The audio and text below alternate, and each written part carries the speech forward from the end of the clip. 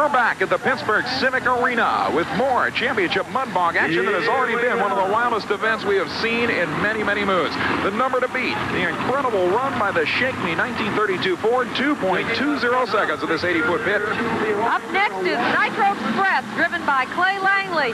You know, Clay has a special message that he asked me to convey to his wife, Donna, who's recuperating from back surgery. He said to get well soon, and he's dedicating this run to you.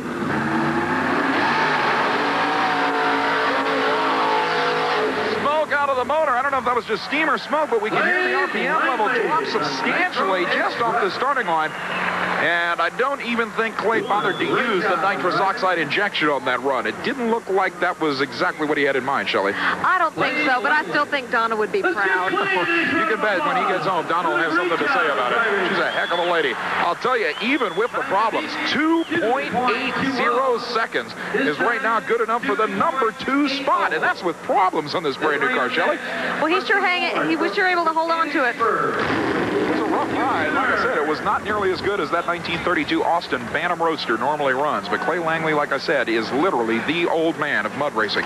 If anybody can sort out this new chassis and make it competitive even without a supercharger, this guy will be able to do it, and he'll do it soon. This is the Executioner Jeep that was driven by John Angel back in 1985 to the national championship in the U.S. Off-Road Association circuit. As a matter of fact, I can tell you how much these machines have evolved in the last 4 years. This truck won the national championship, this Jeep, with a real live 304 cubic inch AMC motor back then. Now it's got a 514 cubic inch alcohol burning injected Ford wedge motor.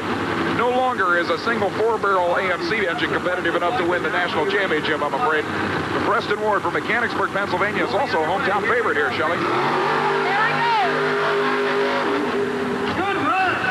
Well, Preston had to get out of the throttle just before the finish line as the machine was dangerously close to the outer boundary, and that's why you saw him get out of the gas before the machine ever crossed the finish line. Well, I think he's done his son proud. Right now, we've got I tell you, Matt has been involved in this sport since he was knee-high to anybody, and believe me, when he gets behind the wheel, he'll be amazing. I'll tell you, watching the replay, the launch was spectacular, beautiful, just skimming the surface just like a mud run should be. You can see the left front wheel coming way off the ground there.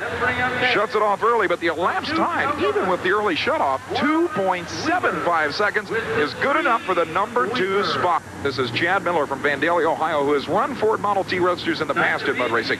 This machine powered by a nitrous oxide injected 509 cubic inch aluminum Rodex Chevrolet. Now the I understand this is the lightest vehicle competition tonight. That's right. It's only 1,950 pounds. Now the engine is an all-aluminum replica of a 454 Chevy engine. No cast iron parts whatsoever. Now, he uses a Power Glide 2-speed transmission, one of the TCI high-performance models. He will shift this car and then hit the nitrous oxide. You'll see the actual power, or at least what appears to be the extra power, coming out of the exhaust pipes, and you'll hear it.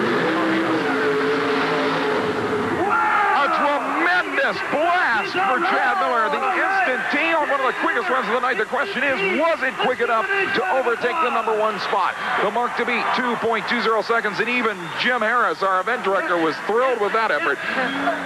The mark to beat, like I said, 2.20 seconds. Let's look at the replay and see what happens as the machine leaves the starting line, wheels up. Miller's left-hand drive 1927 Ford T Roadster sticks with it. Look at the tire growth on this thing. Sticking with it all the way through, and here's the elapsed time. The mark to beat was 2.20 seconds. Chad Miller runs 2.21 seconds. By 1/100th of a second, Chad Miller is stuck in the second spot, but he is thrilled. Mark to beat still 2.20 seconds. This is Todd Shank, the Fulton, Pennsylvania veteran with a Ford power plant in this all fiberglass funny car style Jeep. Well, you know, he's got a couple sponsors who are mighty proud to be involved with him. Deal and Dave's Speed Shop, brewery products. Here we go. Here we go. I'll tell you, that machine was never more than 3 inches in the mud. That was just about a perfect pass, even though he left the starting line a little bit low on RPM, Shelley. But like you said, he's got a Budweiser sponsorship, Deal and Dave's Speed Shop, and even a radio station backs him, don't they? Well, I'm sure the radio station will be announcing how well he did today. I think it's an AM station in Pennsylvania. WSBA is one of the backers for this particular machine. I'll tell you, we've had some incredible runs. You can see on the replay the machine getting a little bit sideways down around the 60-foot marker. Todd, did did a tremendous job of correcting the machine, blasting it right by the finish line. The elapsed time, 2.89 seconds. Even though the starting line launch hurt him, he still is now in the 4th spot.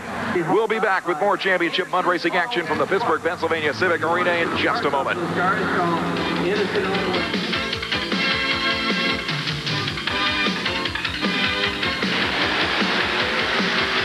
At the Pittsburgh Civic Arena in Pittsburgh, Pennsylvania, as action continues here in the Skill City at the U.S.HRA Association Monster Truck Championships and Mud Bog Spectacular.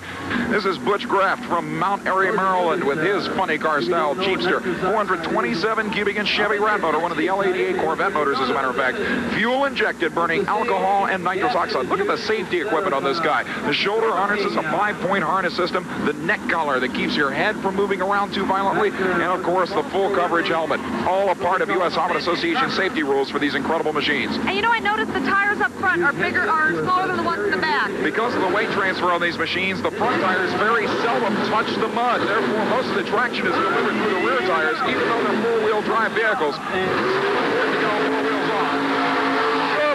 Bouncing all over the place, and what a ride for Butch Graf from Mount Airy, Maryland. Tremendous run. You can see the machine really didn't even get that dirty.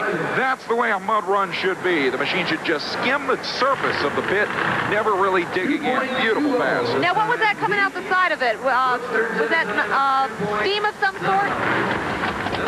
As we can see on the replay, we'll get a chance to look. Now that's just mud hitting those exhaust headers again. Like I said, it's the same as pouring water on a hot frying pan. It's just steam coming off the exhaust headers, completely airborne off the end of the pit.